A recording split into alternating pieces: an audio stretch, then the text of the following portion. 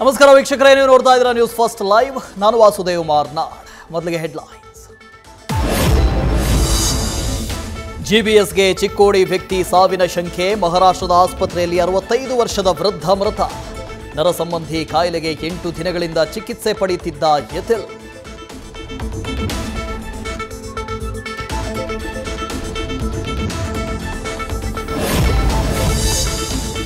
ಪವಿತ್ರ ಗಂಗಾ ನದಿಯ ನೀರು ಸ್ನಾನಕ್ಕೆ ಯೋಗ್ಯವಲ್ಲ.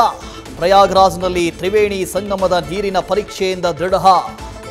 ನೀರಿನ ಶುದ್ಧೀಕರಣದ ಬಗ್ಗೆ ಸಮಗ್ರ ವರದಿ ಸಲ್ಲಿಕೆಗೆ ಯುಪಿಗೆ ಗ್ರೀನ್ ಟ್ರಿಬ್ಯುನಲ್ ಸೂಚನೆ.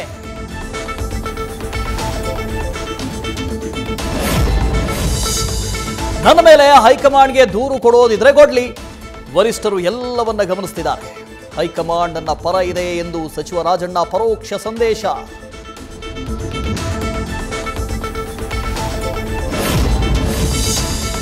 ಪವರ್ ಶೇರಿಂಗ್ನ ಬಗ್ಗೆ ಹೈಕಮಾಂಡ್ ಅವರು ತೀರ್ಮಾನ ಮಾಡ್ತಾರೆ. ರಾಜಣ್ಣ ಡಿಕೆಶಿ ವಿಚಾರದ ಬಗ್ಗೆ ನಾನು ಮಾತಾಡೋದಿಲ್ಲ.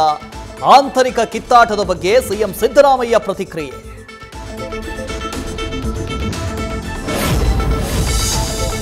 ಗ್ಯಾರಂಟಿ ಹಣ ಬಂದಿದ್ದಿದ್ರೆ ಮನೆ ಖರ್ಚಿಗೆ ಬಳಕೆ ಆಗ್ತಾ ಇತ್ತು. ಬಡವರು ಬದುಕ್ತೇವೆ.